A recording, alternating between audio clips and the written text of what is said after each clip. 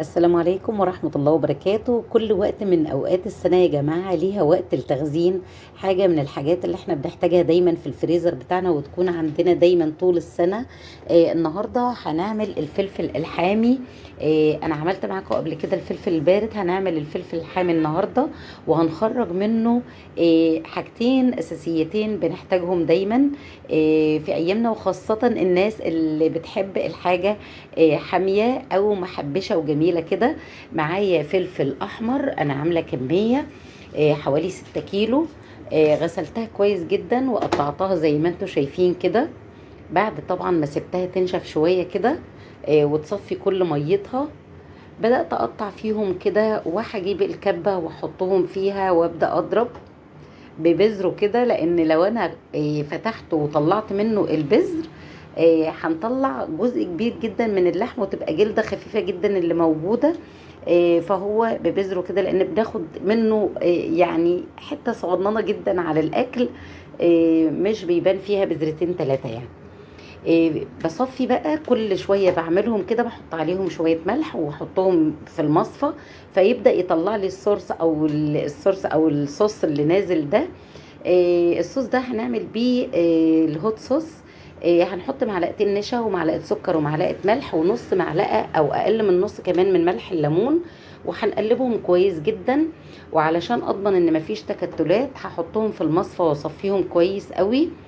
وفعلا لقيت تكتلات النشا موجودة، فضلت ادوب فيها لحد ما دابت خالص. هنرفع بقى الصوص ده على النار لحد ما يدينا قوام تقيل شوية، يعني هنحطه على النار بقى ونبدأ نعبي البرطمانات بتاعتنا. انا حطيت مع كل مصفى معلقة ملح وعليها شوية زيت، فلقيت في المجمل كله محتاج معلقتين 3 ملح في الاخر وشوية زيت برضو. وقلبت كله بقى في بعضه كده وهعبيه في البرطمانات اللي انتوا شايفينها دي. نصلي على النبي يا جماعة ونعمل لايك. اهم حاجة الصلاة والسلام على سيدنا محمد صلى الله عليه وسلم. هنعبي بقى في برطمانات لازم تكون ناشفة ومعقمة ونظيفة. انا بخاف من البرطمانات الازاز علشان بتفرقع في الفريزر، فانا عملت في البرطمانات البلاستيك اللي بخزن فيها التوم على طول وبحطها في الفريزر وبتتحمل ناشفة وجميلة هي، عشان الشطة او الفلفل الحامي يعيش فيها كويس. وعلى فكرة ممكن تعيش في التلاجة من تحت البرطمان ده، ممكن ما تحطوش في الفريزر، يعيش في التلاجة من تحت فترة طويلة جدا حوالي 3 شهور، لانه محطوط عليه الملح والزيت، فهم مواد حافظة. بتسحبي منه بقى كل ما تخلصي برطمان بتطلعي التاني، وخاصة في موسم التوم بقى بالنسبة لنا بنحتاجه في موسم التوم علشان نعمل التوم اللي بالخلطة.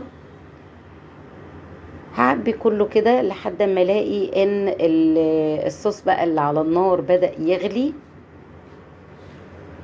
شايفين عملنا كمية قد ايه يا جماعة؟ حوالي 7 برطمانات من حوالي 5.5 او 6 كيلو من الفلفل الحامي. دي الايام بتاعة تخزينه. كمان الفلفل البارد غطيتهم بقى كويس جدا بعد ما حطيت على وشهم كل واحد شوية زيت زي ما انتوا شايفين كده. هنبص بقى على الصوص اللي على النار بدأ يغلي ويطلع ريم ابيض كده، شلت منه على قد ما اقدر. لقيت لونه باهت كده وفاتح، فحطيت له لون من الالوان الغذائية، اللون الاحمر يزود الحمار بتاعه. شايفين القوام مش تقيل ومش خفيف. هنعبيه بقى في ازازة كده. دي ازازة مكانها خل، وطبعا الخل برضو يعتبر مادة حافظة. هنحطه كده ونعبي الازازة بتاعتنا، واتبقى شوية عبيتهم في ازازة تانية. وزي ما انتوا شايفين كده عملناهم على طول وحاجة جميلة جدا. جربوا كل حاجة في البيت. شكرا ليكم والسلام عليكم، وما تنسوش اللايك.